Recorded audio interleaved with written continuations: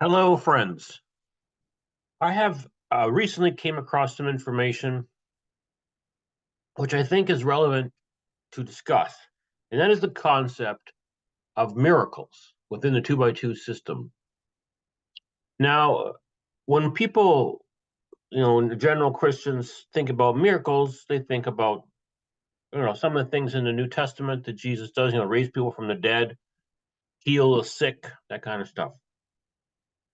Well, I've never seen two by two ministers or any two by two, for that matter, achieve those sorts of miracles, but the two by twos, like most people in the world, want to believe in miracles.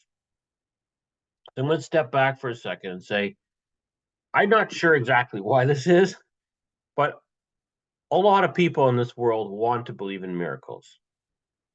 I think it's maybe something to do with they want things to happen a certain way, even though it's contrary to the general course of events,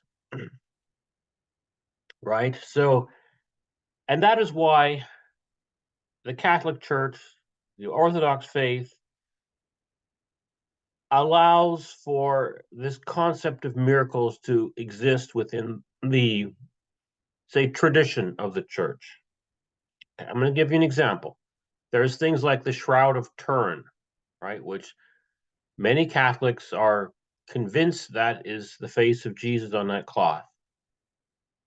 The Catholic Church officially takes no position on this. There are a number of other things too that the, let's say, majority of Catholic laity believe happened, certain miracles, with the Catholic Church as an official institution takes really agnostic view on these things. And internally, if you talk to them, they'll tell you things like, if it helps your faith to believe in this, then believe in it.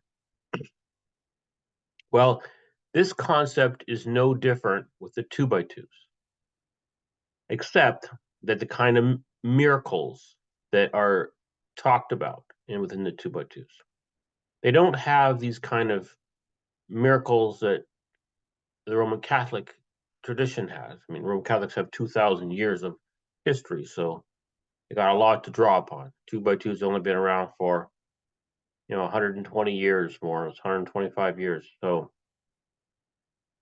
they don't have a lot of material to mine, but they have ingeniously come up with a miracle that is embedded right into the doctrine, and that is the miracle of the homeless ministers.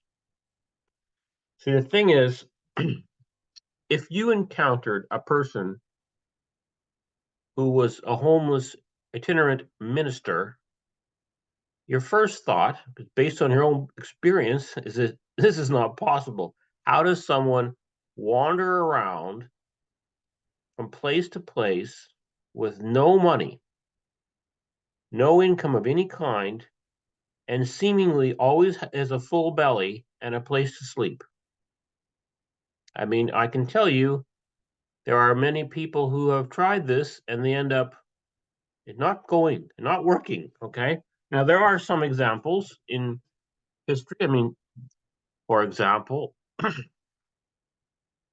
there are some saints in the Catholic Church who did this sort of thing, but very quickly they were given, a facility, maybe a rundown facility to use, and they, repaired it over time, whatever. Okay, that kind of stuff. I'm thinking of Saint Francis, for example. But in a two by two's case, they're not. This doesn't happen. They're not given like an old crumbling down church to rebuild. No, no, no. They're continuously in this itinerant preacher mode. So when you encounter them, you think it must be a miracle that this is able to happen. It must be through God or the Holy Spirit that is protecting them, that is always providing for food for them, that is always providing housing for them. Like housing magically appears for them, food magically appears for them. Whatever they need magically appears because the Holy Spirit or God is doing it for them. And of course, that's a miracle, right? That's totally out of the normal lived experience of us humans. And therefore, these ministers must be, so have some special link with God and the Holy Spirit, like much different than, you and me. The reality is, we know that's not what's going on. We know that the laity of the 2x2s, the membership, the friends, as they're kind of Orwellianly named, are providing all of the cash and housing and food and everything to keep these ministers afloat. In fact, the 2x2 system has hundreds of millions, if not a few billion, of dollars tucked away all over the planet that they can draw from. And they don't even need to draw for it because the 2x2 laity or membership is supporting these ministers.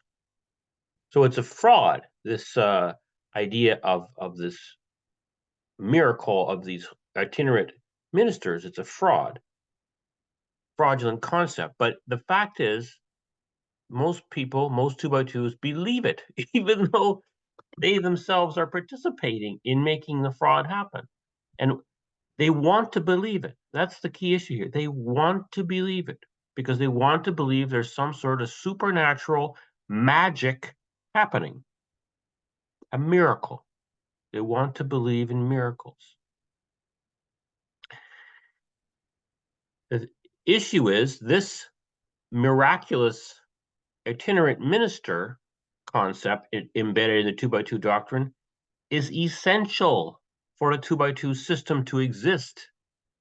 If people in a 2x2s discarded this idea and said, no, these ministers are not like anyone else. There's no special link between them and God. They're just, we can see the reality of how they're being fed and housed and clothed and so forth. There's no Holy Spirit at work here at all. Then the draw of this ministry ceases to exist. Then you have to evaluate this ministry on their capabilities, right? Are they actually uh, providing good explanations of the four gospels and the epistles? Do they give adequate education to the people who are listening to them? Well, the fact is they don't, okay? Because these 2x2 ministers have no training of any form. They're completely untrained people. So how are they, how would you, give them then the time of day? The reason you give them the time of day is because you think this miracle's happening. And this idea of this miracle spreads from not only them being able to be itinerant and is working, but also that therefore God has such a high quality link with these people that whatever comes out of their mouth is also inspired by God. God's speaking through them. You're basically listening to the voice of God, right? These are basically little clones of God running around. That's how the 2x2 membership views these ministers. And that's why you get this concept called worker worship, where it's basically worship of these 2x2 ministers. And that's why you notice in some other podcasts when I was talking about the prayers, these testimonies these members would give, they would always talk about praying for the workers, or they're so thankful for the workers, or they're so happy for the workers that came, and they're also happy the day the workers came to see their ancestors. Like they're infatuated with this, with these ministers. These ministers are perceived to be extra special. They have this special power, right? And it's all based on a fraudulent miracle. It's not a miracle at all. I mean, it doesn't even fit how miracles actually work. In a contemporary era, if you go and talk to like a Catholic priest or something like this, or Orthodox priest, and ask them to explain how miracles work, to say, well, here's an example.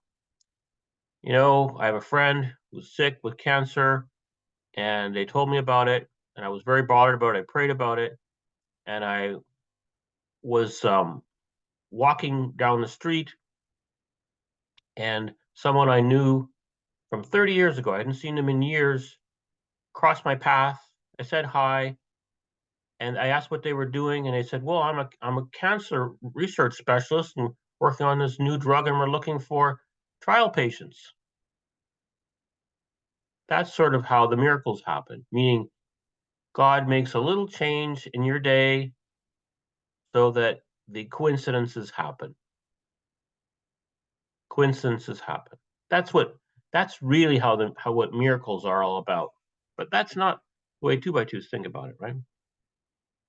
They have sort of a very warped idea. They believe almost in a magician form of miracles.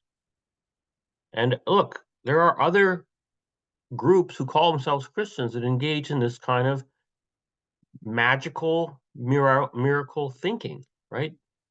They're in the United States. There's a lot of them. A lot of them in this, fundamentalist groups, Pentecostal groups, and so forth.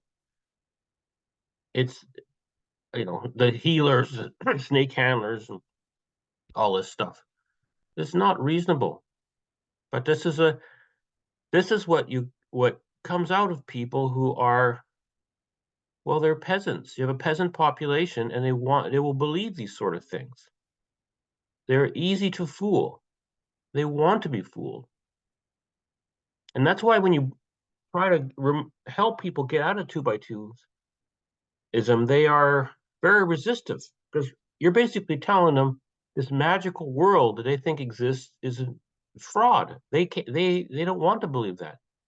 They take solace in the idea that this magical world exists, and that they're a part of it. Right? They're special too because they're a part of this magical world. Sorry, folks. Sorry. Got to come back to reality.